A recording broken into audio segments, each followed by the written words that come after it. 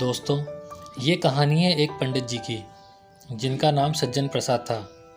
नाम के ही अनुरूप पंडित जी स्वभाव से सज्जन, सदाचारी और ईश्वर भक्त थे, किंतु धर्म का कोई विज्ञान सम्मत स्वरूप भी है, यह वे नहीं जानते थे।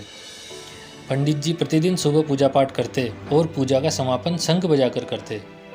शंख की आवाज़ सुन पड़ोस में रहने वाला गधा भी रेंगने लगता। गधा सोचता कि ये मेरे ही किसी गोत्र बंधु की आवाज़ है।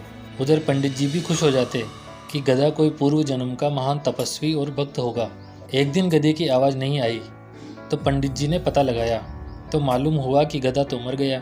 अब पंडित जी ने गधे के सम्मान में अपना सिर मुंडवा लिया और विधिवत तर्पण किया।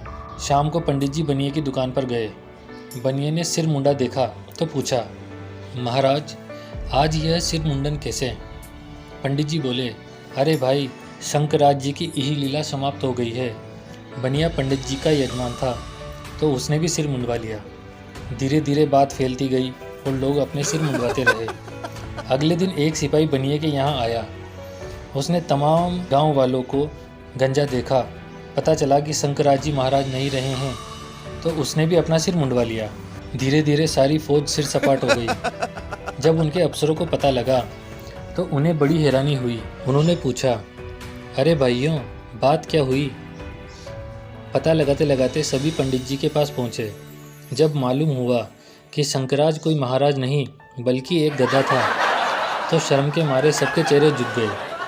तब एक अफसर ने सैनिकों से कहा, ऐसे अनेक अंधविश्वास समाज में केवल इसलिए फैले हैं कि उनके मूल कारण का तो पता ही नहीं है।